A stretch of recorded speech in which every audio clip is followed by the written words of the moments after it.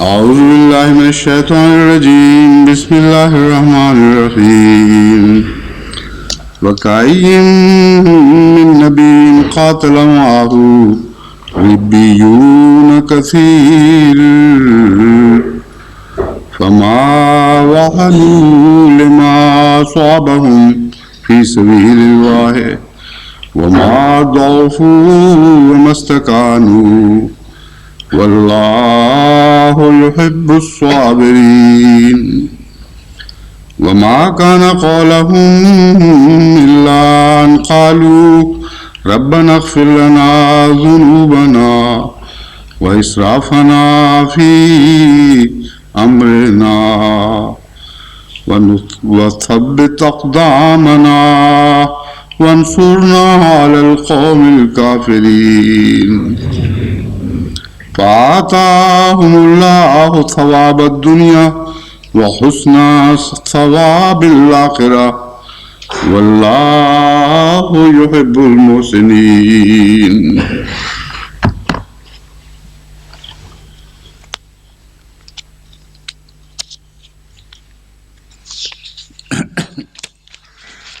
गुज़श्ता दर्स में जो बहसें उठाई गई थी उनसे मुतल्लिक कुछ गुफ्तगू नामुकम्मल रही और बाज़ हवाले ऐसे थे जो Au cours du précédent dars, j'ai mentionné quelques questions इसी तरह उसी et j'ai pas pu compléter mes réponses et j'ai pas eu le temps de présenter certaines références. De même, au cours de cette discussion, j'ai reçu d'autres questions qui concernent une partie de ce dars. J'ai pensé donc qu'au lieu de toucher les nouveaux versets, je vais essayer de répondre à ces questions autant que possible. Il y a ce hadith concernant les 72 sectes ou les 72 communautés.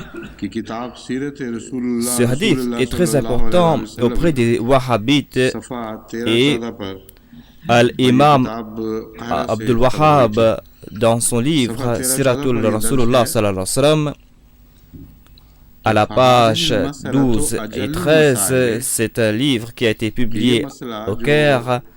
À la page 12 et 13, il déclare فَهَذِهِ الْمَسْأَلَةُ أَجَلُ الْمَسَائِلِ. Cette question de 72 communautés, le fait que 72 iront en enfer et une de ces communautés ira au paradis est une question des plus primordiales. Donc, je vais mentionner les points importants. Ce hadith est ستفترق هذه الأمة على 73 فرقة كلهم في النار إلا واحدة. C'est-à-dire, ma communauté sera divisée en 73 communautés. Tous iront en enfer à l'exception d'une seule. Après avoir cité ce hadith, Abdul Wahhab déclare: cette question est des plus importantes. C'est une question primordiale. Faman fahimaha fahuwa al-faqih. Celui qui a compris ce sujet est un faqih. Waman amila biha fahuwa al-muslim. Et le vrai musulman est celui qui agit sur ce hadith, c'est-à-dire être parmi cette communauté et ne pas faire partie de ces 72 communautés qui iront en enfer. Mullah Al-Kari, qui appartient à la fiqh hanafite, à l'école de l'obédience hanafite, donc, déclare à propos de ce hadith en disant: ces 72 communautés iront tous en enfer et la communauté qui aura le salut est celle qui suit la sunna de Dieu, du saint prophète Mohammed lui et la sunna de Ahmadiyya. Kulluhum finnar wal firqatu najiyatu hum ahlus sunnati والبيضاء أهل السنة البيضاء المحمدية وطريقة نقية الأحمدية. C'est-à-dire, ils vont suivre la sunna du saint prophète Mohammed, paix et salut à lui, et ils vont suivre la voie pure de l'Ahmadiyya. Donc, c'est une prophétie pour vous, et c'est une des plus grandes prophéties qui s'applique pour la communauté Ahmadiyya.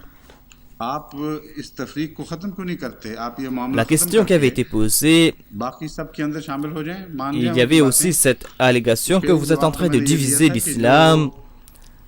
Pourquoi ne pas mettre fin à cette différence et à ces divisions et être parmi les autres et accepter leurs paroles?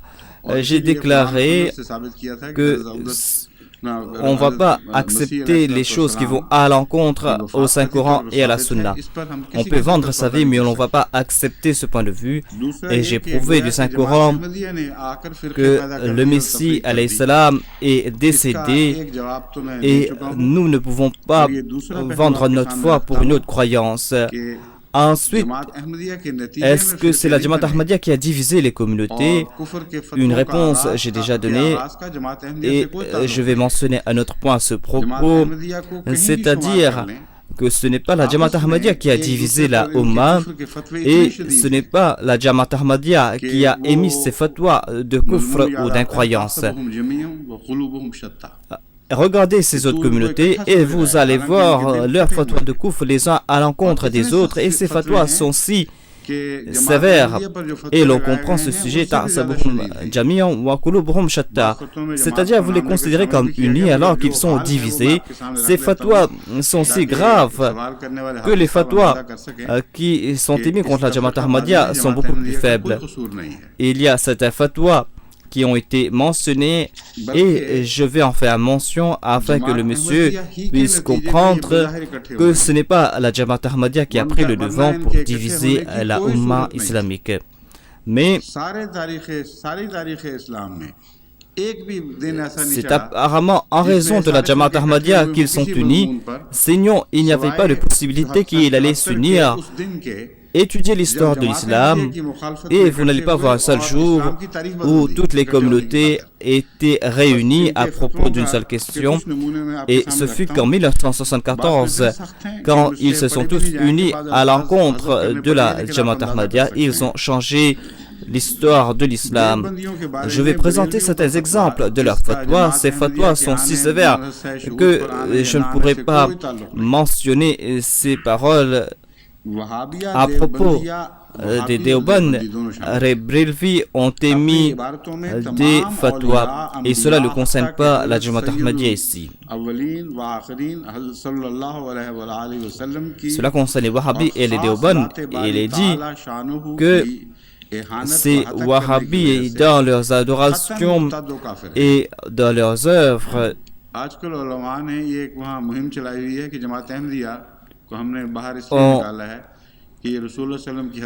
sont des apostats, car ils ont déclaré des choses contre Dieu et son prophète. Ces temps-ci, ils déclarent que ces personnes sont en train de commettre des outrages à l'encontre du saint prophète Mohammed, paix et salut à lui. Et il y a des cas contre les Ahmadis. Et il est dit qu'après l'ordre de Ziaul Haq, est-ce que on a le droit de vous mettre en prison? Donc, ces cas qui ont été publiés, les Maulvis ont des doutes à ce propos, et ils ont déclaré que peut-être que le juge va juger en faveur des Ahmadis, et ils ont lancé un plan abject afin de rendre au silence ces juges. Ils ont lancé des allégations contre ces juges. Ils ont déclaré qu'ils ont été vendus au Qadiani et qu'ils sont des corrompus. Et ils sont en train de publier tout cela et ils sont en train de faire comprendre ces faits. Voilà la situation de ces personnes. C'est-à-dire, lorsqu'ils ont une inimitié personnelle contre quelqu'un, ils ne font pas preuve de pudeur. Ils utilisent des paroles sévères et abjectes à l'encontre de cette personne. C'est-à-dire,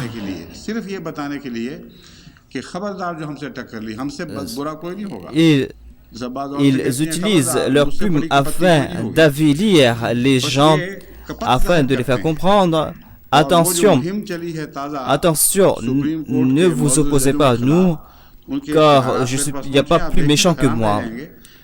Donc ils sont en train de prouver leur méchanceté. Et ce nouveau plan qui a été lancé contre ces juges de la Cour suprême, étudiez tous ces articles et vous allez voir quelle est la situation. C'est-à-dire, ils sont en train d'attaquer ces juges et ils déclarent que si vous jugez en faveur des Ahmadis, alors vous allez voir que nous sommes vos pires ennemis. Voilà les paroles qu'ils ont utilisées dans leur fatwa. Des fatwas qu'ils ont lancés les uns contre les autres et pas contre la Jamaat Ahmadiyya. Les Wahhabis et les Deoband ont commis des outrages à l'encontre du saint prophète Mohammed lui et contre Dieu dans leurs adorations. C'est pour cette raison qu'ils ont été considérés comme des apostats. Il est dit donc que les Ahmadis ont commis des outrages et écoutez maintenant l'état de ceux qui ont commis ces outrages. En raison de cet outrage, ils sont des apostats et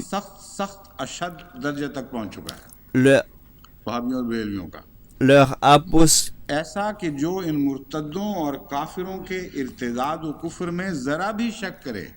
apostasie les a poussés vers la mécréance la plus exécrable et ceux qui a des doutes, celui qui a des doutes à propos de leur apostasie est un mécréant. Et celui qui a des doutes à propos de la mécréance de cette personne est un apostat. Donc, où va partir ce mot-là? Que dire à propos de telle personne? Regardez ce fatwa. Il déclare les musulmans ne doivent pas prier derrière ces personnes, ne doivent pas maintenir des relations. Ils ne doivent pas laisser ces personnes-ci prier derrière eux. Lorsqu'ils vont au Hajj, ils prient derrière les Wahhabis. Donc, quel est l'état de leur foi? Il ne faut pas laisser ces personnes entrer dans leur mosquée.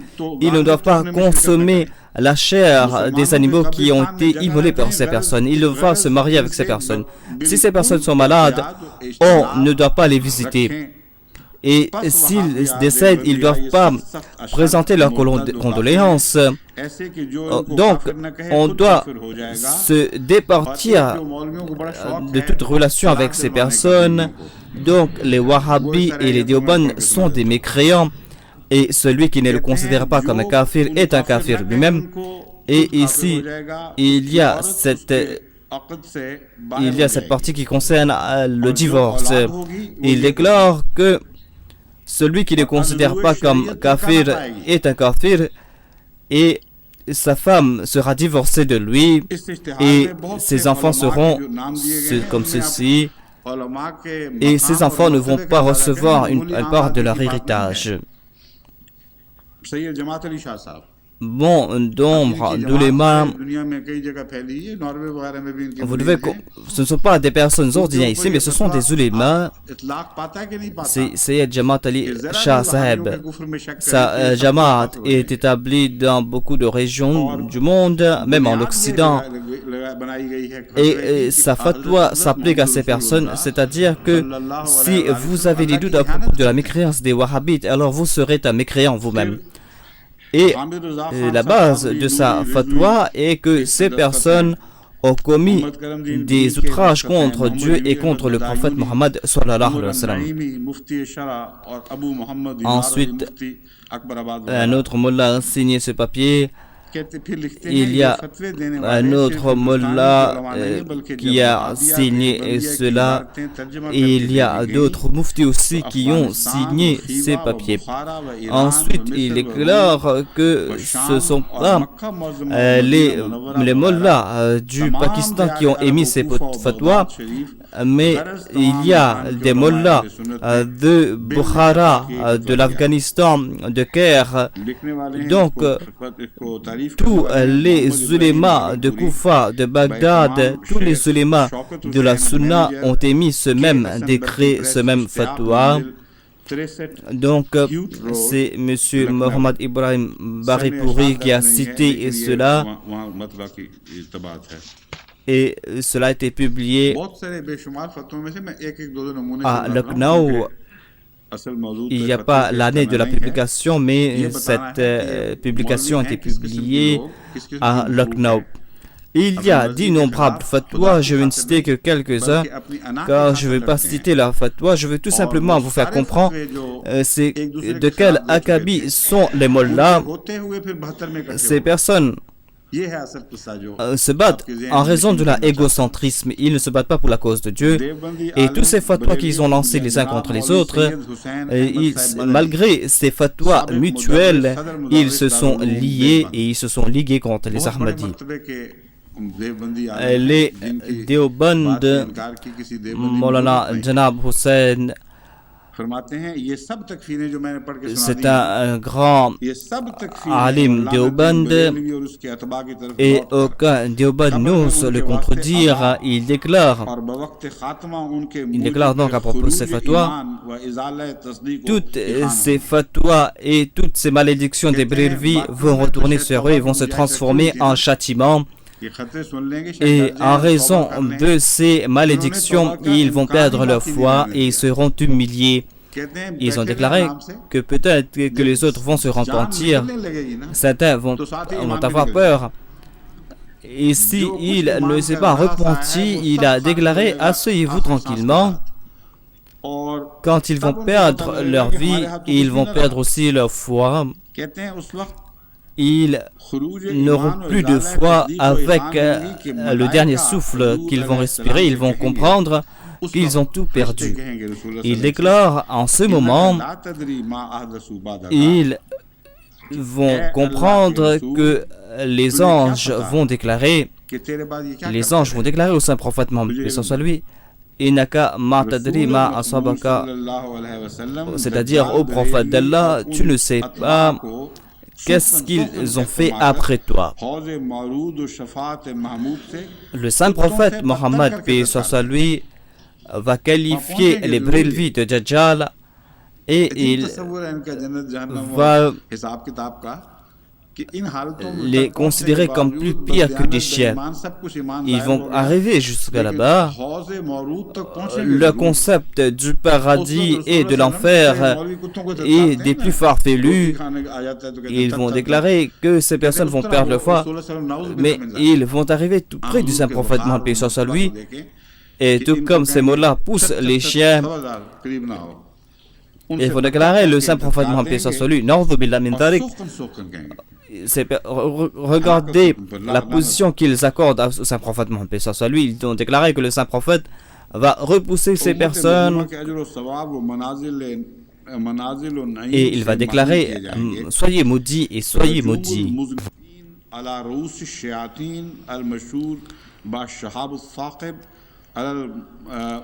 Et ces personnes seront privées du paradis et ils seront qualifiés de chefs des satans et de Kadhib. Cela a été publié par le Maulvi Mohamed Hussein Badani et cet ouvrage a été publié par les Deoband.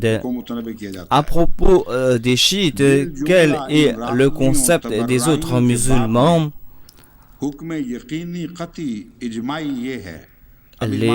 Ces mots-là ont averti les chiites et les musulmans à propos des chiites. Il déclare que le consensus de tous les musulmans est que, je déclare que ils prennent le consensus des autres pour se liguer contre les autres. Donc, quand quelqu'un va abandonner une autre communauté, va se liguer avec les autres, il va former un consensus, mais ce consensus est contraire au consensus présenté par l'islam et par la sunna du saint prophète Mohammed. En tout cas, il écrit à propos des chiites et que notre consensus est que ces personnes sont des kuffars, des mécréants et des apostats. Vous n'avez pas le droit de consommer la chair des animaux immolés par ces personnes et vous ne pouvez pas vous marier à ces personnes. Ma'adallah,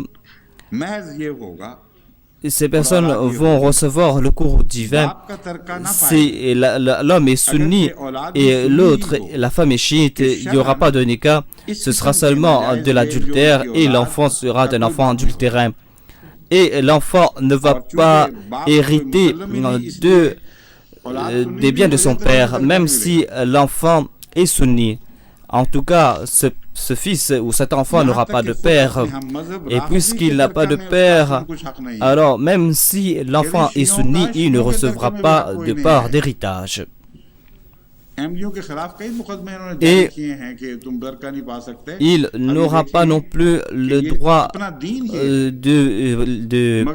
d'hériter des biens des autres chiites. Ils ont lancé des cas contre les Ahmadis, mais regardez l'état de ces personnes. Leur foi est telle, mais en dépit de ces faits, ils se sont tous ligués contre nous et ils sont entrés tous ensemble. On est en train de parler à propos de 72. Regardez parmi ces 72, quelles sont les personnes, quelles sont les inimitiés qu'ils ont les uns envers le contre. Mais en dépit de ces inimitiés, ils se sont ligués tous ensemble et ils ont déclaré que vous les Ahmadis, vous êtes hors de l'islam et vous êtes destinés à l'enfer. Il déclare que aucun enfant ne va hériter des biens de son père et aucun père ne va hériter des biens de son enfant. Et en tout cas, ils n'auront pas le droit d'hériter de personnes et on n'a pas le droit de saluer ces personnes. Et celui qui les considère comme les musulmans ou celui qui a des doutes à propos de la mécréance, selon le consensus de tous les ulémas, ces personnes sont des kafirs ou des mécréants.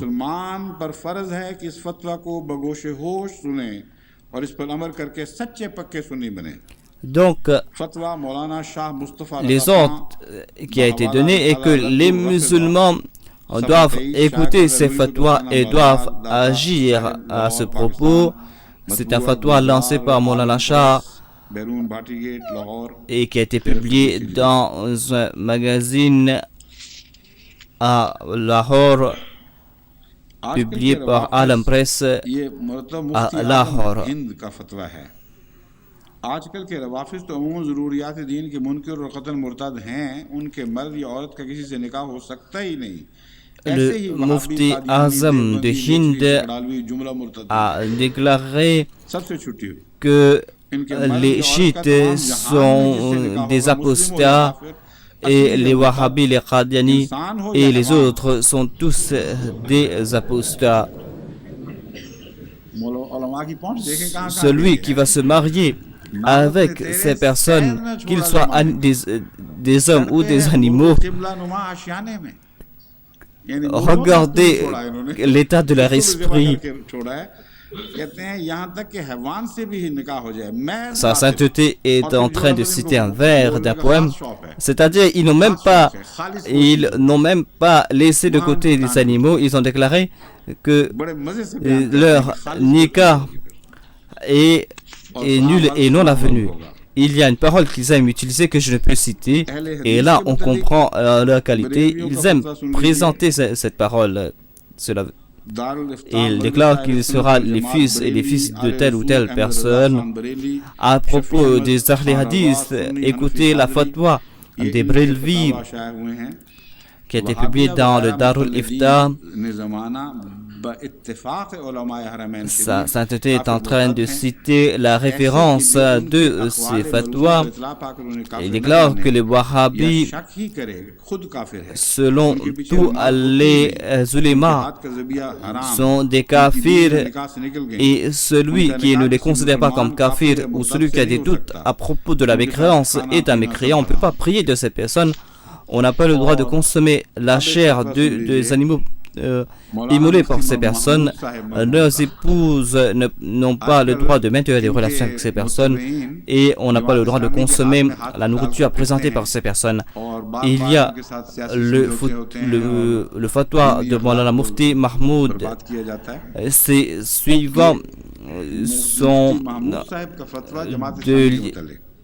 liés avec les Jamaat islamiques et ils sont en train de tout faire afin de détruire à la fois. Regardez le fatwa de Mufti Mahmoud Saïm à propos des Jamaat islamiques. Il déclare: moi, dans le Press Hub Club de Hyderabad, je décrète que les Maudoudi sont hors de l'islam et des égarés. Maudoudi est un mécréant et aucun musulman n'a le droit de prier derrière ses suivants. C'est un mécréant. Mais regardez ce qui se passe aujourd'hui au Pakistan. Il y a des alliances politiques avec les Jamaat islamiques et ses fils et ses petits-enfants doivent comprendre ce que leur père et leur grand-père a déclaré à propos des Maudoudistes. Il a déclaré que Maudoudi est un agent de l'Amérique et personne ne pourra le sauver et on ne pourra pas faire la prière janaza de cette personne. Donc le Maulana a déclaré ceci, il a lancé ce fatwa, c'est-à-dire qu'il y a des fatwas à l'encontre des Maudoudis. Donc, que dire de toutes ces choses? Mais toutes ces personnes se sont liées et sont entrées dans un seul panier, le panier des 72, et ils ont déclaré que c'est le panier de ceux qui entreront au paradis. Mais ils sont en train de se maudire les uns les autres. Ils ont déclaré qu'au jour de la résurrection, vous allez savoir que vous serez repoussés comme des chiens. Mais ces personnes sont entrées dans ce même panier. Est-ce qu'ils ont des pudeurs de la taqwa? Comment ce sont, en dépit de ces différences et en dépit de ces inimitiés, en dépit de cette hypocrisie, comment peut-on les qualifier de musulmans? Jugez à ce propos, nous sommes à l'extérieur, de ce panier, alhamdulillah. Mais le fatwa final, c'est le fatwa du Saint-Prophète Mohammed. Ils peuvent déclarer ce qu'ils veulent, ils peuvent écrire ce qu'ils veulent. Le dernier fatwa, c'est le fatwa du Saint-Prophète Mohammed, lui, à savoir que les autres iront en enfer et une seule communauté ira au paradis. Personne ne pourra changer ce décret. Il y a une question concernant la mort de Jésus-Christ. C'est une question que j'ai soulevée à propos de Qad Khalat min qablihim Rasul. Il déclare que selon certains éléments, Ar-Rasul, ce alif lam utilisé ne veut pas dire que tous les prophètes. Ar-Rasul ne signifie pas tous les prophètes, mais certains prophètes. Alors que si cela concerne quelques prophètes, alors on aurait dû dire Khalat min qablihim rusulin. Mais il insiste en disant que Ar-Rasul ne signifie pas tous les prophètes. C'est-à-dire, il veut faire sortir Hadrat Isa, Jésus-Christ, de ce groupe, et il a cité un extrait du Messie premier l'Islam et il déclare que le Messie premier l'Islam a déclaré dans son ouvrage Brahini Ahmadiyya volume 5 page 205 et dans l'ouvrage Izala Oham. À ce propos, je veux vous éclairer davantage. En fait, la signification de ce verset est que à propos du Saint-Prophète Mohammed, lui, il est dit que Mohammed est un messager, ni plus ni moins. Qad khalat min qablihi ar-rusul. Tous les prophètes avant lui sont décédés. Cette première partie du verset est la base de ce verset. Après cela, on voit l'explication du terme khala. La question est comment sauver Hadrat Isa de ce khala, de cette mort. Les mollahs déclarent que tous les prophètes ont passé par cette situation de khala, mais nous n'allons pas accepter le khala de Hadrat Isa alayhi salam. Ils déclarent que si il y a un seul prophète qui est passé par cette situation de khala, cette preuve sera évidente, c'est-à-dire que selon eux, puisque tous les prophètes sont passés par le terme khala, c'est pour cette raison qu'Allah déclare que Mohammed va passer par cette situation. L'argument est valable, mais il déclare non. L'argument présenté ici est que si un seul prophète est passé par khala, alors pourquoi pas Mohammed? Cette preuve ne s'applique pas à Hadrat Isa alayhi salam, mais au saint prophète Mohammed soit lui. La question est, est-ce que tous les ulémas acceptent cet argument? Est-ce qu'ils font sortir Jésus-Christ de ce khala? La majorité des ulémas présentent d'autres faits, mais ils considèrent Jésus-Christ comme celui qui est passé par la situation de khala, et ils comprennent que le terme Ar-Rasul signifie tous les prophètes, et Hadrat Isa n'est pas une exception. Il est dit donc ici que Mohammed lui est un prophète, et c'est le destin des prophètes qui va s'appliquer au saint prophète Mohammed lui. Et s'il a été destiné que certains prophètes vont passer par le khala et pas par le khala, alors pourquoi mentionner seulement ceux qui sont passés par la situation de khala? Comment peut-on appliquer de telles choses à Dieu?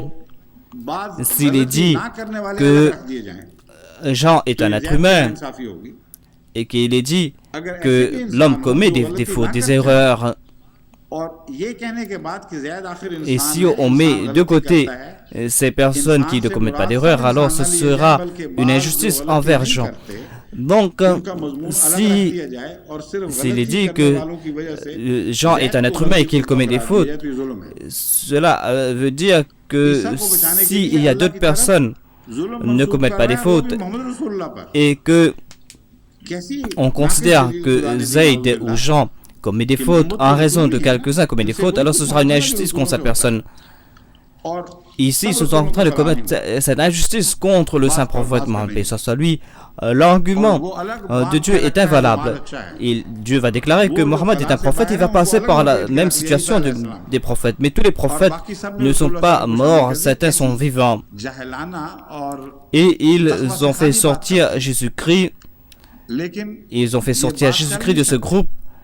Et ils ont lié tous avec le saint prophète Mohammed, lui.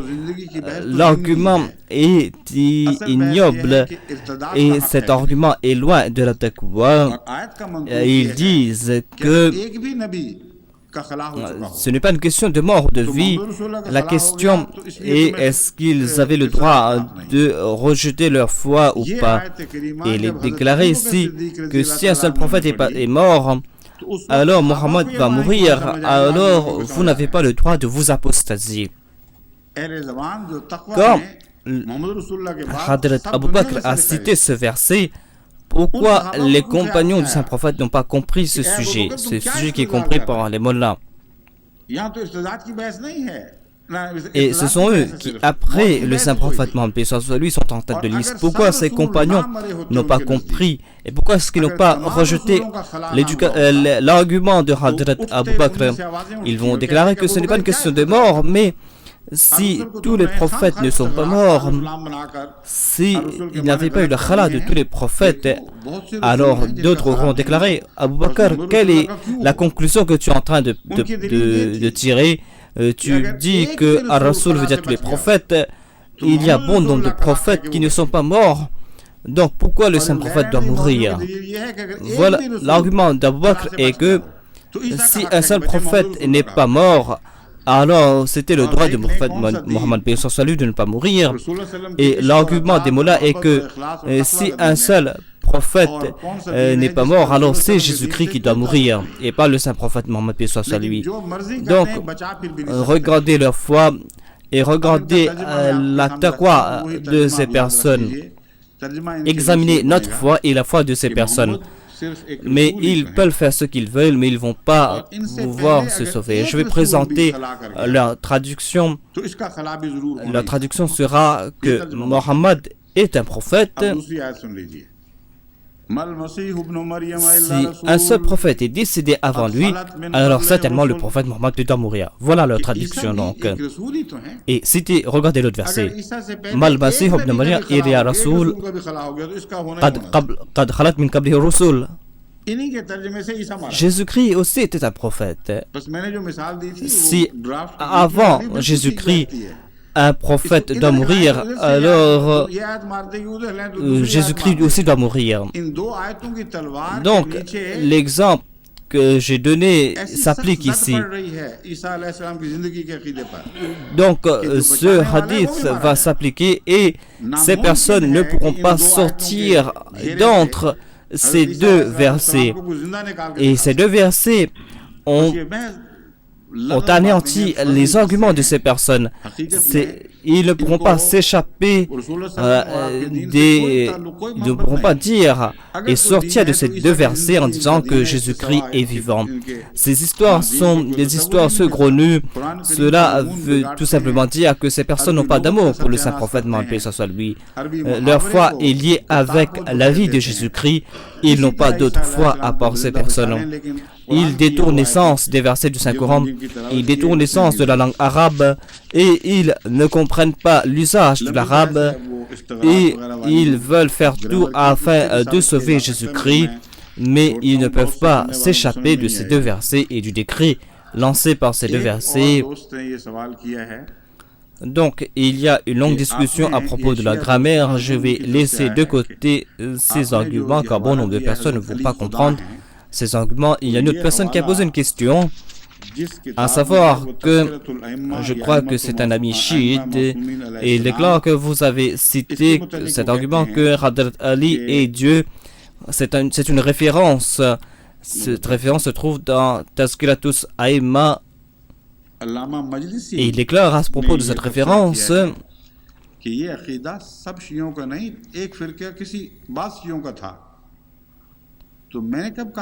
c'est un commentaire fait par Allama Majlisi. Et il est clair que ce n'est pas la doctrine de tous les chiites. Moi non plus, je n'ai pas déclaré que c'est la doctrine de tous les chiites. Écoutez de nouveau ce dars. J'ai tout simplement déclaré que parmi les chiites, il y a ceux qui ont cette doctrine. Et quelles que soient les doctrines, en dépit de toutes ces doctrines contradictoires, ils sont considérés comme les musulmans, car pour entrer dans ce panier des 72, la condition pour entrer dans ce groupe des 72, il n'y a pas des conditions pour dire que ces personnes qui ont ces croyances sont à l'extérieur, car une seule condition a été lissée, c'est que vous devez réciter la kalima, la kalima que tous les chiites récitent. Et ils ont déclaré que Mirza Ghulam Ahmad Sahib est un apostat, est un menteur. Celui qui va déclarer cela, cette personne sera un musulman.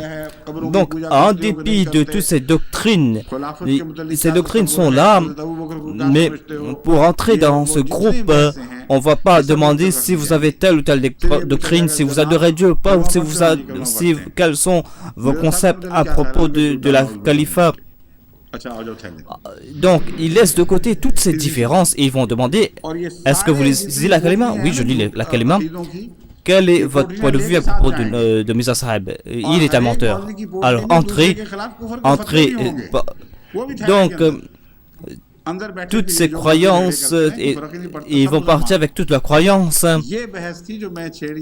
Et chaque mullah va lancer des fatwas contre l'autre, mais ils seront tous assis ensemble et il n'y aura pas de différence entre ces personnes.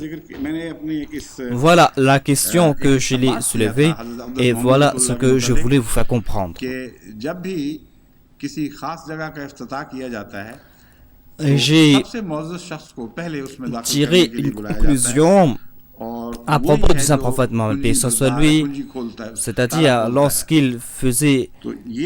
lorsqu'on fait l'inauguration d'un endroit, on invite les grandes personnalités Et ce sont eux qui ouvrent en premier cette porte, ou ce sont eux qui font l'inauguration. Cette question concernait le fait que le saint prophète Mohammed soit lui est parmi ceux qui ont reçu ce verset, Fadkhulu fi ibadi wadkhuli fi jannati, c'est-à-dire soyez parmi mes ibad et parmi ceux qui vont entrer le paradis. Donc il y a ce paradis des ibad, il y a aussi le paradis d'Allah. Et il est dit donc que c'est le saint prophète Mohammed lui va entrer en premier dans ce paradis. Voilà ma conclusion. Et Mirza An-Nasib a cité un hadith de la Jami' Tirmizi sous le titre, c'est un très long hadith. Je vais citer le résumé. Ana wa ala habibullahi wa faqra wa ana hamilul liwa il-hamdi yawm al-qiyamati wa la faqra wa ana awwal shafi'in wa awwal mushaffi'in yawm al-qiyamah wa la faqra wa ana awwal man yuharriku al-hilqa al-jannati فيفتح الله لي فيدخلنيها ومعي فقراء المؤمنين ولا فخر. Il déclare, c'est-à-dire le saint prophète déclare que je suis le bien-aimé de Dieu, mais je ne m'enorgueillis pas. Allah a révélé la vérité, je dois révéler cette vérité à vous. Et au jour de la résurrection, je vais lancer haut le drapeau du hamd, du louange. Il a déclaré donc qu'au jour de la résurrection, je vais avoir ce drapeau de louange de Dieu et je ne m'en enorgueillis pas.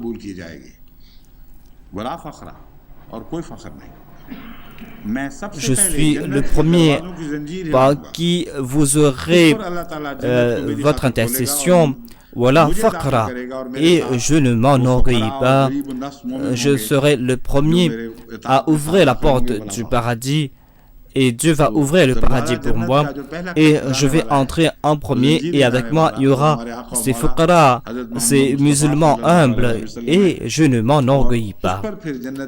Donc, celui qui va frapper à la porte du paradis, celui qui va frapper cette porte sera le saint prophète Mohammed, soit lui. Et c'est après lui que les autres vont entrer au paradis. Il y a une autre question qui est soulevée ici, à savoir ce temps qui est mentionné. Est-ce qu'auparavant les autres prophètes de Dieu ne vont pas entrer au paradis? En fait, en mourant, ceux qui auront le paradis comme récompense vont recevoir des brises fraîches venant du paradis. Et ceux qui iront en enfer recevront ces vents brûlants de l'enfer. Et les gens vont progresser davantage et leurs sens vont s'affiner davantage. Et quelle que soit la situation de ce monde, avant le dernier jour de la résurrection, donc quel que soit leur état, ils vont passer par ce alam et barzakh. C'est un monde qui est un monde intermédiaire entre notre mort, entre notre monde ici-bas et dans le delà. Et toute personne, selon ses aptitudes et ses capacités, va profiter du paradis. Mais il y a un temps qui a été fixé où tout le monde entier sera jugé. Et officiellement, il y aura l'ouverture du paradis et de l'enfer et les gens entreront au paradis. Le paradis qu'ils ont vu, ce paradis sera différent de ce paradis qu'ils ont vécu. C'est-à-dire c'est un paradis qui sera beaucoup plus affiné. Et le paradis n'est pas un endroit fixe. C'est comme le Maqam et Mahmoud, c'est-à-dire au paradis on passe par un statut où l'on progresse de jour en jour. Et l'enfer aussi n'est pas un état stagnant, car si l'on souffre pendant une longue période, on en a l'habitude. Et si l'on reçoit une grâce, et si l'on passe par cet état, après quelque temps, l'on n'en tire plus aucun plaisir. Si vous avez l'habitude de manger de bonne nourriture, après quelque temps, vous n'avez plus de plaisir. Et des fois, celui qui est affamé se rassasie d'un pain rassis. Donc si tout le temps vous recevez des bonnes choses, après quelque temps vous allez vous en détourner quand vous en serez rassasié. Vous en serez rassasié. Donc le peuple de Moïse en a consommé après quelque temps et ils s'en sont détournés. Donc c'est quoi ce paradis? Le Saint-Coran nous fait comprendre que le paradis est un endroit où l'on progresse de jour en jour et l'on ne va pas se rassasier du paradis un seul jour. À un seul moment, on ne va pas s'en rassasier et vous aurez ce que vous voulez recevoir. Donc, les portes du progrès sont ouvertes vers l'infini. Et à propos de l'enfer, il est dit que quand leurs peaux seront complètement calcinées, Dieu va les donner de nouveaux peaux. C'est-à-dire que leur conscience sera affinée de nouveau avant le nouveau châtiment et leurs sens seront affinés afin qu'ils puissent goûter le châtiment. Cela veut dire que ce paradis dans lequel on va entrer n'est pas un paradis où le statut des gens est stagnant, mais ils vont progresser et ce premier paradis sera un premier paradis. Tant qu'ils n'ont pas vu ce premier paradis, ils ne pourront pas imaginer le deuxième paradis. Mais quand ils vont entrer dans ce deuxième paradis, leur progrès sera à l'infini. Ensuite, il y a une question concernant la prière funéraire d'Abdullah bin Ubay bin Saloul. J'ai déclaré que le saint prophète Mohammed paix soit sur lui, en dépit du fait qu'Allah a déclaré Istaghfir lahum أو لا تستغفر لهم إن تستغفر لهم 70 مرة فلن يغفر الله لهم. C'est jusqu'au verset 80. En dépit de ce verset, c'est-à-dire que si tu demandes pardon pour les hypocrites 70 fois ou plus, je ne vais pas pardonner ces personnes. Après cela, même en dépit de cela, le saint prophète a fait la prière funéraire de cette personne. Et la conclusion que j'ai tirée a été commentée par un ami de l'Allemagne. Il a déclaré qu'il y a ce verset ولا تصلي على أحد منهم ما تعبدم ولا تقم على قبرهم. Je crois que je vous ai déjà donné la réponse à ce propos. Je veux enlever un malentendu ici. C'est un verset qui est venu plus loin où il est dit ولا تصلي على أحد منهم مات أبدا. Et jamais ne prie pas pour ces personnes,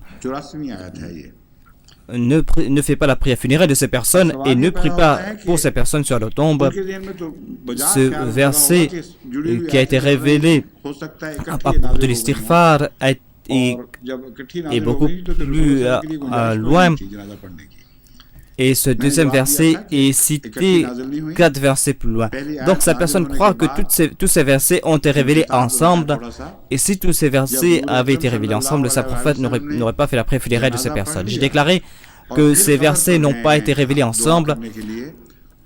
Il y a eu les premiers versets qui ont été révélés et il y a eu une coupure. Et quand le saint prophète Mohammed lui a fait la prière funéraire de cette personne et quand il est parti vers la tombe de cette personne pour prier pour elle, ce verset a été révélé, c'est-à-dire les deuxièmes versets. Donc Dieu est Alimul Ghaib. Pourquoi est-ce qu'il n'a pas révélé ces versets avant? Donc pourquoi laisser le saint prophète faire la prière funéraire de cette personne? Je vais vous éclairer à ce propos, mais je crois que c'était destiné ainsi. Dieu voulait qu'il en soit ainsi et Dieu a donné l'opportunité au saint prophète de diriger la prière funéraire de cette personne et c'est pour cette raison qu'il y a eu un retard de ces versets. Ce n'est pas là la faute de Dieu. Mais pour comprendre ce sujet, vous devez examiner la situation du prophète Abraham et des événements concernant sa vie. À propos du Hadrat Ibrahim alayhi salam, il est dit que Hadrat Ibrahim alayhi salam avait promis à son père la astaghfirannaka wa ma amliku min Allahi shay'an rabbana alayka tawakkalna wa ilayka alamna wa ilayka al-masir. C'est-à-dire qu'Abraham avait promis à son père que oh mon père, je vais certainement demander pardon pour toi auprès de mon Seigneur. En dépit du fait que moi, je n'ai aucun contrôle sur Dieu, c'est lui le maître, il peut accepter ou rejeter cela, mais moi je te promets que je vais demander pardon pour tes péchés. Rabbana alayka tawakkalna wa alayka abnabna wa ilayka al-masir. Oh mon Seigneur, je place mon confiance en toi et nous nous tournons vers toi.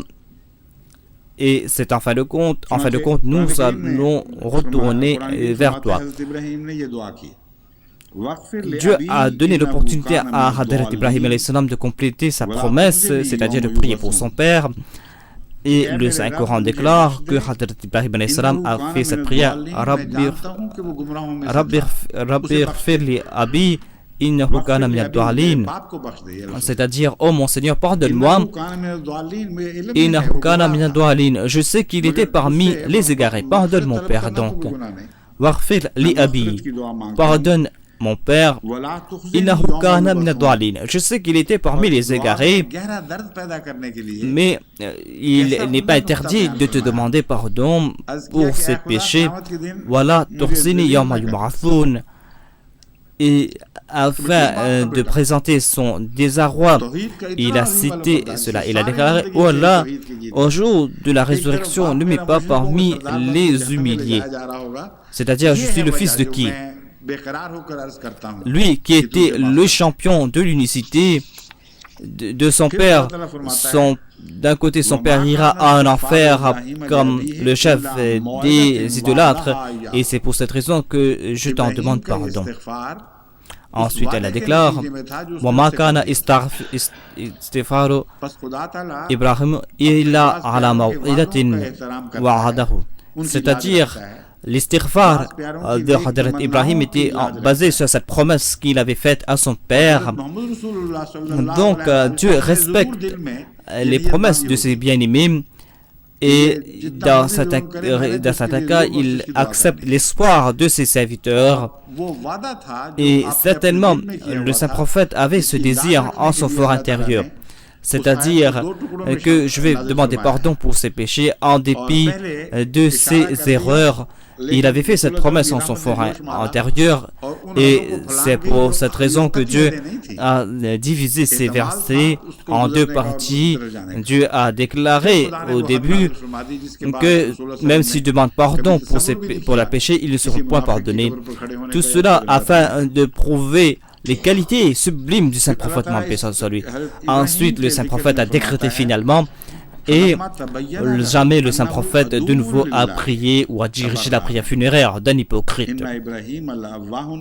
Ensuite, à propos du prophète Abraham alayhi salam, il déclare فَلَمَّا تَبَيَّنَ لَهُ أَنَّهُ عَدُوٌّ لِلَّهِ تَبَرَّأَ مِنْهُ إِنَّ إِبْرَاهِيمَ لَأَوَّاهٌ رَحِيمٌ.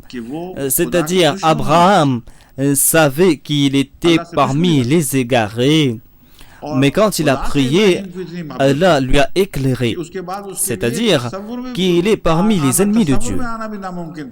C'est une personne qui déteste Dieu, et Abraham aimait Dieu à tel point qu'il était impossible d'imaginer que cette personne qui est Abraham va prier pour l'ennemi de Dieu.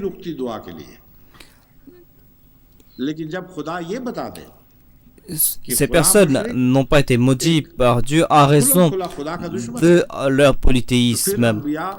Et le polythéisme de quelqu'un n'empêche pas les prophètes de Dieu de prier, mais quand Dieu déclare que tel polythéiste est un ennemi de Dieu, alors c'est pour cette raison que les prophètes de Dieu ne peuvent pas prier pour ces personnes. Et ils ne pourront même pas imaginer. Et Abraham s'est débarrassé de son père, il s'est désavoué de son père. Il a dit que tu peux le traiter comme tu le veux. Inna Ibrahim la awwahun rahim. Abraham est indulgent. Abraham est une personne au cœur doux. C'est en raison de son indulgence et qu'il a prié pour son père, mais en dépit de son indulgence, il était éclairé, et quand il a compris que cela ne concerne pas les sentiments ici, mais c'est un sujet beaucoup plus important et que son père était ennemi de Dieu, son hilm l'a empêché. Donc ici nous comprenons un autre aspect du hilm. Il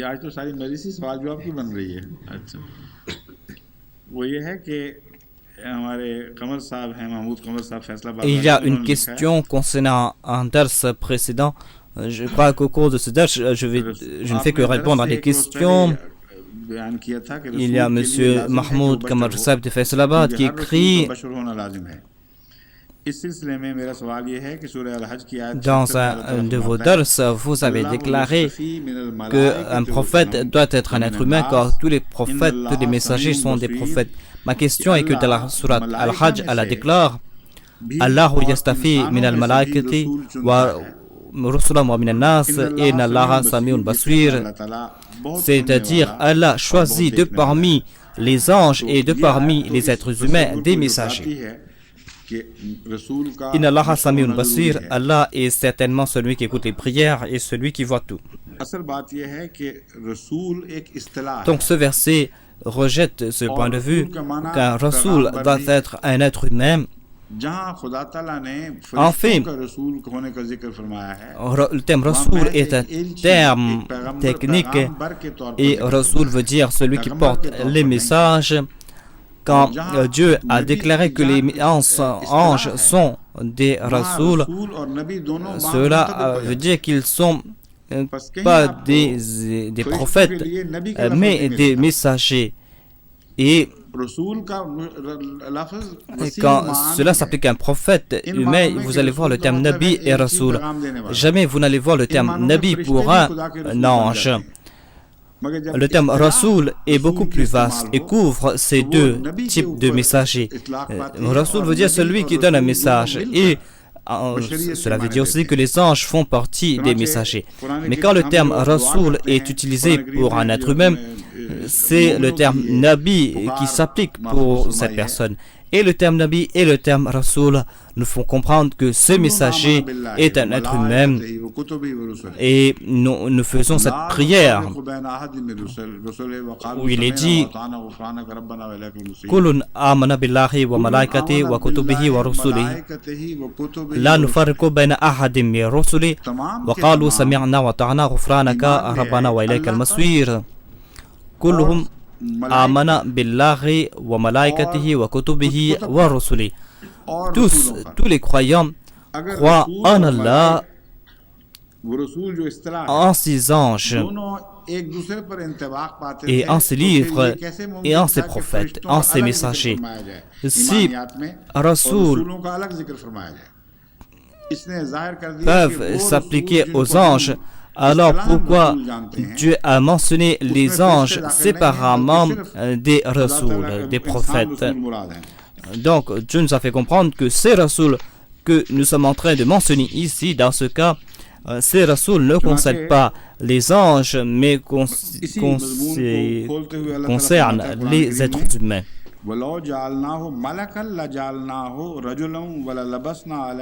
Donc, à ce propos, je déclare dans le Saint-Coran,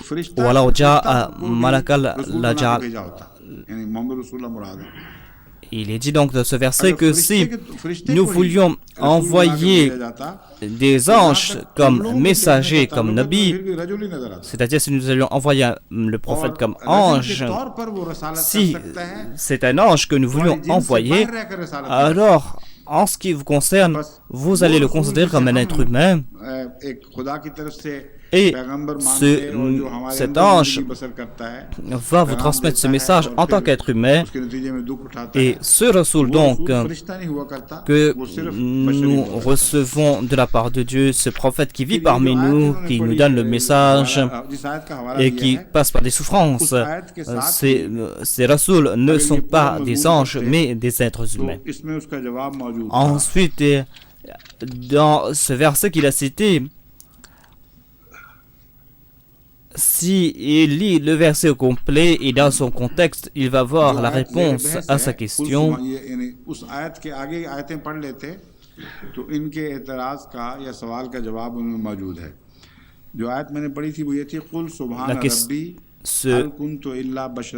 S'il lit le verset en question, il va voir les réponses à sa question. Ce verset que j'ai cité, Qul subhana rabbi hal kuntu illa basharan rasula. C'est-à-dire, ô Muhammad sallallahu alayhi wa sallam annonce que je ne suis qu'un bashar, qu'un être humain et un rasoul, un messager. Et Allah est au-dessus de ces choses, c'est-à-dire le fait de monter au ciel et d'en apporter un livre. J'ai déclaré que le terme Bashar s'applique à Rasoul. Donc ici, Rasoul, c'est le terme technique qui s'applique au prophète. Dans un autre verset, il est déclaré Aba'athallahu Bashara Rasula. Donc, ici, cela concerne les prophètes, les êtres humains, pas les anges. C'est-à-dire, qu'est-ce qui les a empêchés de ne pas croire alors qu'ils ont reçu ces messages de la part de Dieu? Et la seule réponse ou la seule question qu'ils ont posée, est-ce qu'Allah a envoyé un être humain comme messager? Donc, techniquement, Rasoul, c'est un messager de la forme humaine. لو كان في الأرض ملائكة يمشون مطمئنين لنزلنا من الملائكة رسولا. Si il y avait des anges qui marchaient sur terre, alors nous allions envoyer des anges comme messagers. Vous devez être de la même espèce. Dieu nous a fait comprendre que vos messagers doivent être de même espèce, et ces prophètes qui apparaissent parmi les êtres humains et que l'on qualifie aussi de Nabi, ces Rasouls sont en question, et il est dit que ces Rasouls-là, c'est-à-dire ceux qui vont venir pour les êtres humains, doivent être des êtres humains eux-mêmes.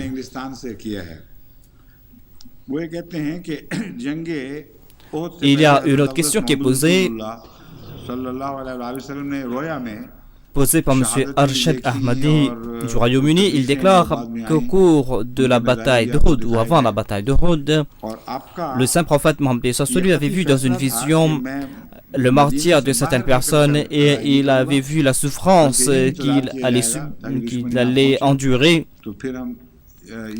et il avait décidé de ne pas sortir hors de Médine et de se battre à l'intérieur de Médine afin que l'ennemi puisse venir et afin que nous puissions nous battre contre l'ennemi. Mais les jeunes musulmans qui étaient pleins de zèle ont poussé le saint prophète Mohammed lui à sortir hors de Médine. Ils ont insisté que le saint prophète doit changer de décision, et le saint prophète Mohammed a accepté que si vous déclarez que l'on doit se battre à l'extérieur, mais selon moi, l'on doit se battre à l'intérieur de Médine. Il déclare donc, après cela, il y a eu plusieurs événements.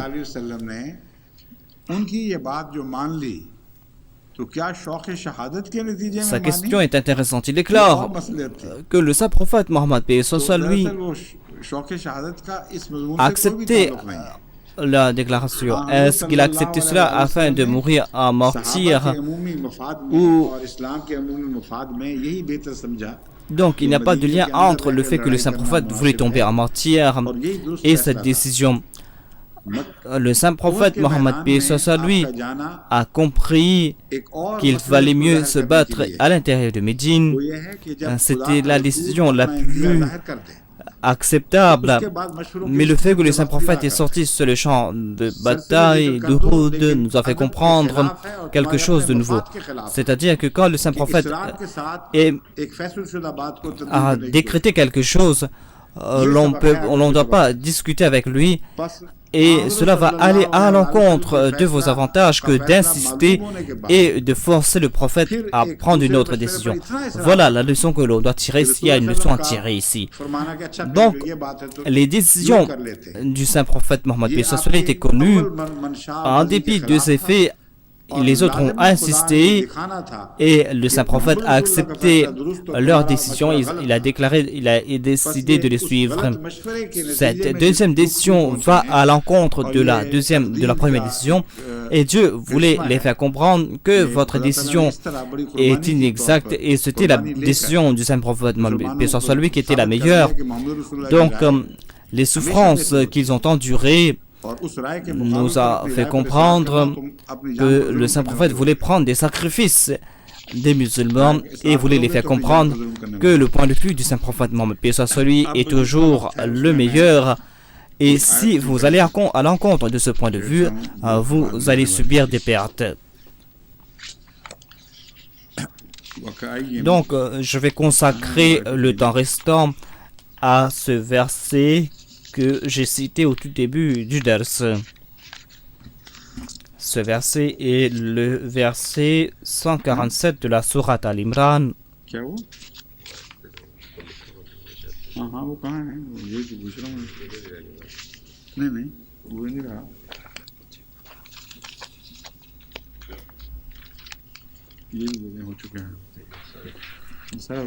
Sa sainteté est en train de chercher le verset donc. वो आयत जिसके पर आज दरस होना है और कल जारी रहेगा इंशाल्लाह वो ये है वकाय्यिम मिन नबिय्यिन क़ातल माअहु रिब्बियून कसीर कितने ही नबी हैं Donc, le verset en question est وَكَأَيٍّ مِّن نَبِيٍّ قَاتَلَ مَعَهُ رِبِّيُّونَ كَثِيرٌ. Il y a eu bien des prophètes aux côtés desquels se sont battus de nombreux hommes saints, des Ribbiyoun. فَمَا وَهَنُوا لِمَا أَصَابَهُمْ فِي سَبِيلِ اللَّهِ. Et ils ne faiblirent nullement malgré tout ce qui leur arriva dans la voie d'Allah. وما ضعفوا وما استكانوا. Leur courage ne mollit point et ils ne cédèrent pas devant l'ennemi et Allah aime les constants. Il y a 4 mots que j'ai mentionnés, que je dois mentionner par rapport à leur étymologie et leur sens. Ka'ayyim min nabiyyin. Ka est un mot et Ayyim est un autre terme. Donc le terme est Ka'ayyim et cela veut dire combien. Afin de démontrer une grande majorité, ici il peut y avoir peu ou beaucoup. Cela veut dire combien de fois s'est-il passé. Donc, afin de nous faire comprendre cette situation de nombre qui n'a pas été mentionné, le terme Ka'ayyim est utilisé. Ensuite, il y a le terme Ribbiyoun. Qui sont les Ribbiyoun? Le Saint-Coran nous fait comprendre qu'il y a 2 termes qui s'appliquent aux ulémas juifs. Il y a le terme Rabbani et Ribbi. Les linguistes ont fait des distinctions entre Rabbani et Ribbiyoun. Les linguistes déclarent que Rabbani signifie celui qui connaît le Rabb, celui qui connaît son Rabb. Donc cela concerne les ulémas de l'ordre mosaïque qui connaissaient Dieu dans ce sens qu'il essaie de comprendre Dieu, qu'il essaie d'expliquer c'était quoi Dieu. Dans ce sens, ces personnes aptes, ces érudits qui comprenaient les attributs de Dieu et qui comprenaient beaucoup plus l'attribut de Rabb des autres étaient considérés comme des Rabbani. Et Ar-Ribbi signifie ceux qui se disent de la parole de Dieu. C'est-à-dire, il n'y a pas la question de la personne de Dieu. Comme on dit Allah Wala dans la langue ourdou, une personne simple, une personne de Dieu Donc le terme Ribbi signifie les gens vertueux, les gens saints qui se sont consacrés à Dieu, qui se sont départis de ce bas monde afin de se consacrer à Dieu. Donc dans ce verset, Ka'ayyim min nabiyyin qatala ma'ahu ribbiyun kathir, ne considère pas les ulémas qui se sont battus aux côtés des prophètes, mais ici cela veut dire que combien de prophètes y a-t-il eu aux côtés desquels il y avait des saints qui se sont battus, des personnes qui ont consacré leur vie pour la cause de Dieu et qui ont participé à ces djihad pour la cause de Dieu. Ensuite, il est dit, Fama wahanu, quelle est la signification du terme wahan? Les ulémas nous ont fait comprendre ce terme wahan. D'abord, il est dit que wahan signifie son point de vue, sa tâche, ou le fait que son corps s'est affaibli. Fama wahanu wama junuhu.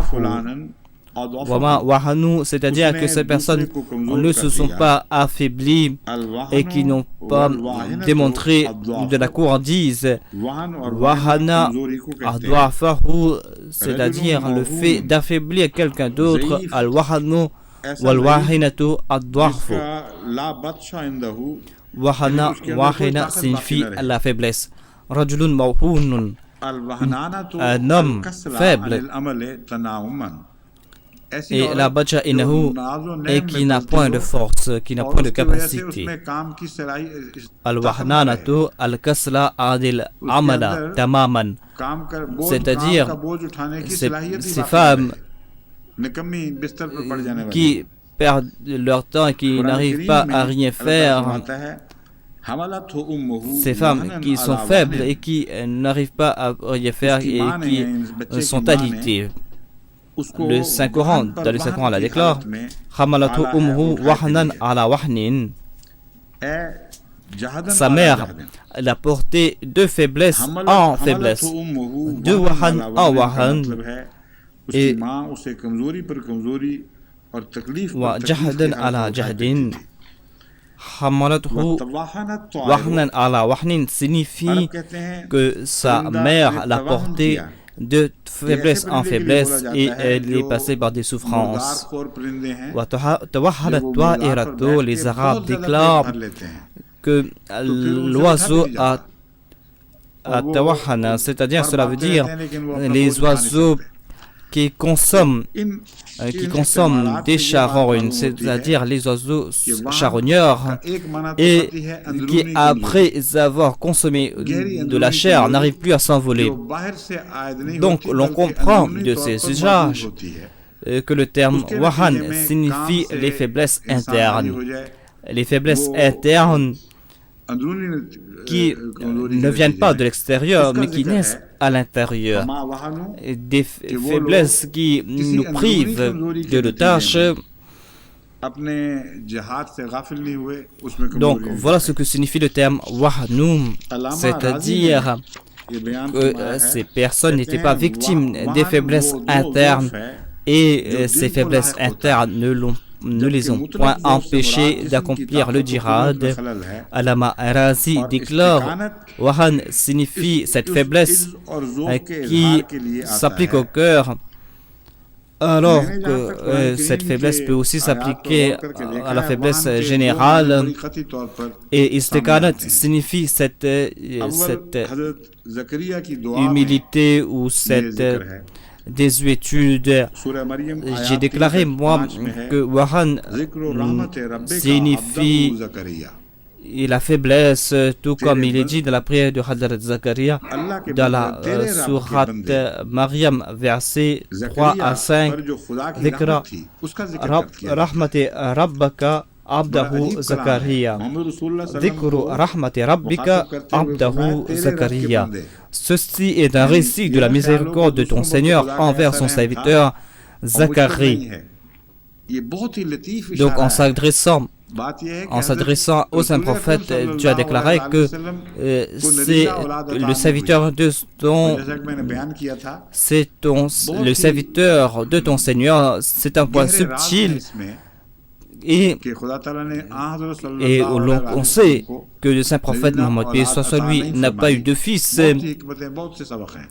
c'est un point très important, à savoir pourquoi Dieu n'a pas donné de fils au saint prophète Mohammed, paix soit sur lui. Il y a plusieurs leçons à ce propos, je ne vais pas en faire mention ici, mais Dieu veut faire comprendre au saint prophète comment il avait béni son serviteur Zacharie et il lui a donné un fils alors qu'il était impossible qu'à cet âge il puisse avoir de fils. Donc l'on peut penser que le Seigneur du saint prophète Mohammed, paix soit sur lui, a démontré de la miséricorde envers ces personnes. Pourquoi il n'en a pas été de même envers le saint prophète Mohammed, paix soit sur lui? Il a déclaré que Zikru rahmati rabbika, ô Mohammed, je suis ton Seigneur. En premier, je suis ton Seigneur et c'est ton Seigneur qui est miséricordieux entre les autres. Il n'y a rien entre toi et moi. Après cela, il est dit Iznada Rabbahu Nida'an Khafiya. Quand Zacharie invoqua son Seigneur en une invocation secrète, loin des records des autres, Qala Rabbi inni wahana al-azmu minni. Oh mon Seigneur, mes os se sont affaiblis en moi. Washta'ala ra'su shayban, et ma tête brille de cheveux blancs. Walam akun bi'du'aika rabbi shaqiya, mais jamais, ô mon Seigneur, n'ai-je été déçu dans ma prière à toi. Jamais mes prières ont été rejetées, ou en d'autres termes, cela signifie que jusqu'à présent, j'ai jamais vu mes prières rejetées par toi. Je ne suis pas parmi ces malchanceux. Le terme wahana nous fait comprendre que Zacharie était faible de l'intérieur quand les os sont affaiblis complètement, quand il n'y a plus de force dans les os. Si les os sont affaiblis, alors l'on ne peut plus rien faire, car les muscles qui sont au-dessus de ces os ne pourront pas travailler. Mais Zacharie a mentionné sa faiblesse extrême en disant que mes os sont affaiblis complètement, mais quand même je suis en train de prier pour avoir un fils. Donc, une signification de Wahan veut dire la faiblesse interne. Et cela ne sait pas au saint prophète et à ses compagnons d'être faibles, car les croyants ont le stature ferme. Et tous ceux qui se sont battus avec les saints prophètes, paix soit sur lui, vous allez voir que leur ossature était ferme, dans le sens que leur foi était ferme et inébranlable. Et les compagnons du saint prophète Mohammed, paix soit sur lui, doivent avoir une foi des plus inébranlables. C'est pour cette raison qu'aucune faiblesse ne doit vous affaiblir. Vous avez été fabriqué d'une autre matière. Mais ensuite, le sujet mentionné est tout à fait le contraire. Le Saint-Coran déclare Mathalul ladhina takhadhu min dunillahi awliya kamathalil ankabut ittakhadha baytan wa inna awnahal bayta al-labuyuta ankabut law kanu ya'lamun. De la sourate Al-Ankabut, verset. Et il est dit donc que ceux qui ont fabriqué d'autres dieux en dehors d'Allah, leurs dieux sont aussi faibles que la maison fabriquée par une araignée, que la toile d'araignée. Et ensuite, la maison la plus faible est la toile tissée par une araignée. Laukanu ya'lamun, si seulement ils savaient. Si seulement ils savaient, propose deux significations. C'est-à-dire s'ils comprenaient que ces dieux qu'ils ont fabriqués de toutes pièces n'ont aucune réalité. Si vous entrez sous la protection, c'est comme si vous entrez dans une maison complètement délabrée. Ensuite, quand il a cité Baytul Ankabut, Dieu nous fait comprendre, vous ne comprenez pas cela. Si seulement vous saviez. Si seulement vous saviez ce que nous voulons dire. Généralement, l'on considère les maisons des araignées comme faibles. Tous le savent. Mais pourquoi cette maison est-elle faible? Pourquoi cette toile est-elle faible? En dépit du fait que cette toile est tissée par des fils les plus fermes. Cela nous fait comprendre que dans certains cas, À la base d'un peuple, il n'y a pas de faiblesse. Mais quand ils font des planifications, dans la planification, il y a certaines faiblesses. Leurs plans comportent plusieurs lacunes. Donc, à propos des maisons, des araignées, les toiles d'araignée, je vais citer quelques exemples. Il a été prouvé donc qu'une toile d'araignée est une toile très faible. Si vous touchez cette toile, vous n'allez même pas ressentir la fermeté de cette toile. Mais en ce qui concerne ce fil avec lequel ils construisent ces toiles, à ce propos, les autorités déclarent, je vais citer un ouvrage par M. David Attenborough. Il déclare que tous les araignées produisent du silk ou de la soie. C'est un liquide qu'ils font sortir de l'arrière de leurs abdomens et qui s'affermit au contact de l'air. Toutes araignées produisent des soies différentes. Certaines soies sont beaucoup plus fermes que l'acier de la même diamètre et sont les toiles les plus fermes que les fibres les plus naturelles. Il déclare donc que comment l'araignée fabrique donc ces toiles de son abdomen. Il y a des orifices desquels sort ce produit, et quand ce produit entre au contact de l'air, ce produit s'affermit.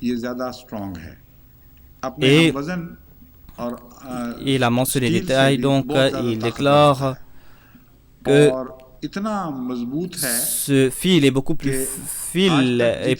solide que le nylon, ou beaucoup plus solide que de l'acier du même diamètre.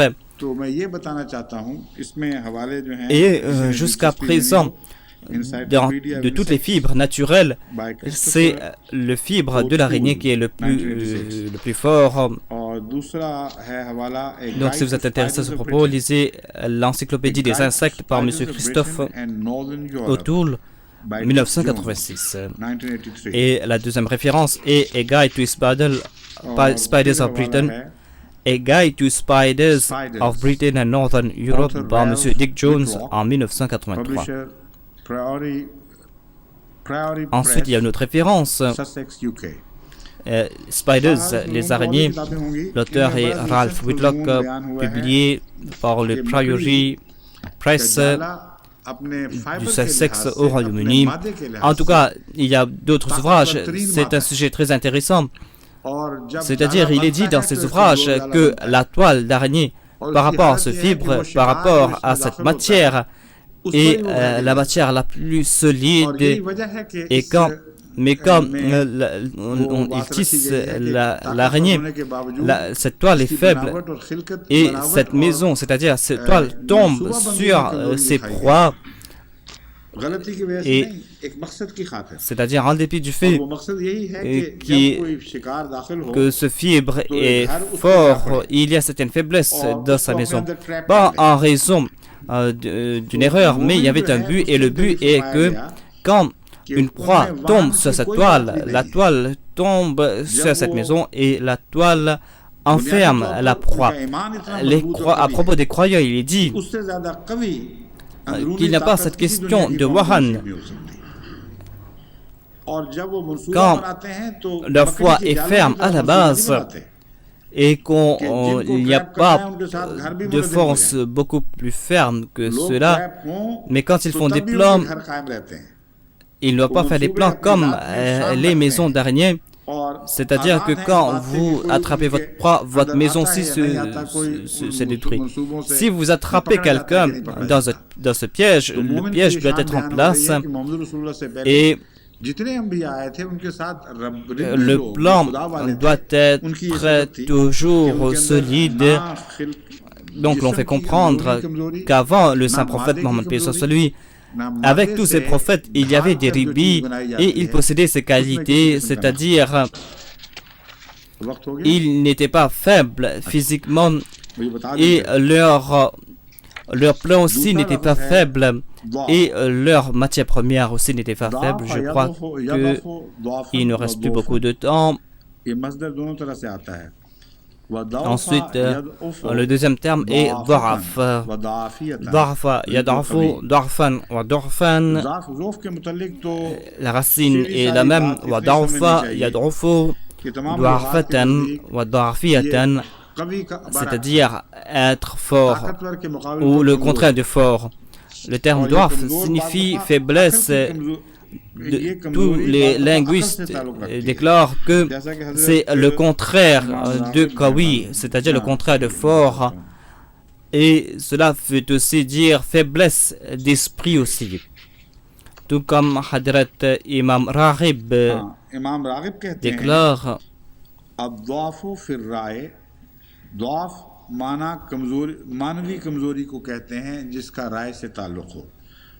l'imam Raghib déclare الضعف في الرأي. ضعف signifie la faiblesse d'esprit ou faiblesse des arguments et ضعف signifie faiblesse physique. C'est l'imam Raghib qui a fait la différence entre ces deux termes, ضعف et ضعف. ضعف signifie faiblesse d'argument et ضعف signifie faiblesse physique. Et il cite une référence فإن كان الذين عليه الفقر سفيها أو ضعيفا. Ici, les ضعيف signifient ceux qui sont faibles physiquement. Donc, aucune faiblesse ne les a amollis. De Wahan à Dorf nous fait comprendre qu'à aucun moment ils ont été affaiblis par des situations. Leur point de vue n'était pas faible et leur corps, leur constitution n'était pas faible non plus. Mais souvenez-vous que cette faiblesse ne signifie pas la faiblesse qui affecte les communautés religieuses au tout début à leur conception. Je veux vous faire comprendre cela quand le Saint-Coran déclare qu'Allah a promis que vous allez avoir l'aide de Dieu et qu'il y aura un temps quand vous aurez la suprématie sur 10 ou suprématie sur 2 personnes. Dieu nous fait comprendre qu'au tout début, un parmi vous aura la victoire sur 2 car vous êtes faible. Donc, que signifie cette faiblesse là-bas? Ici, cela ne concerne pas les faiblesses des corps religieux. Mais dans le deuxième cas, Dieu a déclaré que les musulmans sont faibles et qu'une promesse va s'appliquer à eux, c'est-à-dire qu'ils auront la suprématie sur 10 après. Que signifie le terme d'arf dans ce cas? Il est dit qu'ils n'ont pas fait preuve de dorof, et dorof ici signifie, selon moi, détermination ou faiblesse de détermination. Donc, comme je l'ai déclaré, dorof signifie faiblesse de corps et d'argument, mais en ce qui concerne faiblesse physique et qui concerne les capacités physiques et le manque d'armes, de telles faiblesses ne vont pas à l'encontre des qualités des prophètes ou de leurs compagnons. Au contraire, c'est à l'avantage des prophètes. C'est-à-dire, en dépit de ces faiblesses de moyens et physiques, ils se battent et ils sont la suprématie. Donc, quand on dit doaf, cela veut dire faiblesse d'argument ou faiblesse de plan. Et ce n'est pas la faiblesse physique, car Dieu a déjà rejeté faiblesse physique. Et l'on sait que le compagnon des saints prophètes Mohammed lui était faiblesse physiquement lorsqu'ils se sont ligués contre les ennemis. Donc, doaf ici signifie détermination. Ils étaient déterminés et leur foi était ferme. Leur foi était fabriquée par une matière très ferme. Leur plan n'était pas faible, tout comme il y a une certaine faiblesse dans la maison de la toile d'une araignée. Et ensuite, jamais ils n'ont faibli par rapport à leur point de vue à propos de leurs opinions. Ensuite, il est dit, Mastakanu, Istiganat signifie le résultat de toutes ces choses. Quand il est dit que les prophètes du passé n'étaient pas faibles, quand il y a de telles faiblesses, l'on passe par cette situation d'Istighana, c'est-à-dire les gens se courbent devant eux et les gens sont humiliés par ces personnes. Mastakanu est le résultat de cette négation qui a été mentionnée auparavant. Quand les prophètes et leurs compagnons ne sont pas faibles par rapport à leurs plans, par rapport à leurs projets, en dépit du fait qu'ils sont faibles physiquement. Ils sont faibles physiquement face à l'ennemi, mais ils ont la suprématie. Si on n'accepte pas cette faiblesse physique, on ne peut pas comprendre leur grandeur. Donc, l'ennemi est beaucoup plus fort, ils ont plus d'armes, et comparé à cela, les musulmans sont plus faibles. En dépit de cette faiblesse, ils font preuve de détermination. Donc, demain, Inch'Allah, je vais mentionner le restant de ce sujet.